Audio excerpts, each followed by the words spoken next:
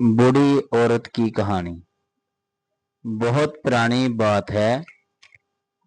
एक पहाड़ी गांव में एक बूढ़ी औरत रहती थी, जिसे जब अम्मा कहकर बुलाते थे। अम्मा की उम्र किसी को ठीक से मालूम न थी। बस इतना सब जानते थे कि जब से वो पैदा हुई थी, अम्मा को बूढ़ी ही पाया था। अम्मा की आंखों में सदियों की थकन, चेहरे पे जुड़ियों के निशान, लकीरें और बातों में जमानों का इल्म छुपाया था। अम्मा अकेली रहती थी, एक पुराने मिट्टी के घर में। उनके पास ना कोई औलाद थी, ना शौहर, ना कोई रिश्तेदार, लेकिन सारा गांव उन्हें अपना समझता था।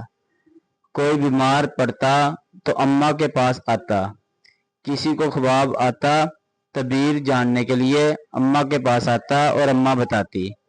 को उलझन होती, मशवरा अम्मा देती। कहते हैं कि अम्मा जवानी में बहुत खूबसूरत थी। जब वो 20 साल की हुई तो उनके रिश्ते दूर दूर से आने लगे, लेकिन अम्मा ने किसी को हाँ ना की। एक दिन किसी ने हिम्मत करके पूछ ही लिया, अम्मा आपने कभी शादी क्यों ना की? अम्मा मुस्कुराते हुए बोली। उनकी आंखों में एक पुरानी चमक लहरी। कहने लगी, मैंने इश्क किया था, लेकिन इंसान से नहीं, इल्म से, खामोशी से, तन्हाई से।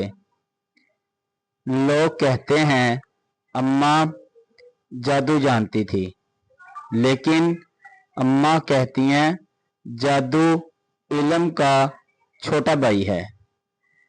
जो कुछ मैं जानती हूँ वो तुम भी जान सकते हो, अगर सीखने का हौसला रखते हो तो।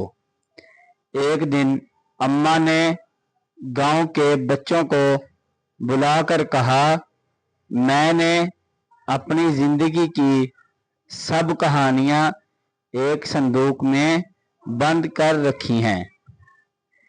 जिस दिन मैं चली जाऊंगी वह संदूक खोलना। चंद दिन बाद अम्मा चुपके से दुनिया से रुखसत होगी। गांव वालों ने वो संदूक खोला तो उसमें एक पुरानी किताबें, खतूत, एक आईना और एक रोजनामचा था। रोजनामचे में लिखा था, मेरी जिंदगी एक सफर थी, सवालों से भरपूर। मैंने तन्हाई से दोस्ती की, फितरत से सीखा और खामोशी को पढ़ा।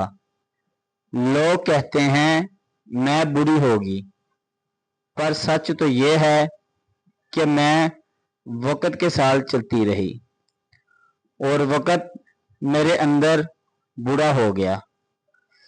इस दिन गांव वालों को मालूम हुआ कि अम्मा सिर्फ एक औरत ना थी, वो एक दास्तान थी। एक ऐसी किताब जिसे पढ़ने के लिए उम्र लगती है और समझने के लिए दिल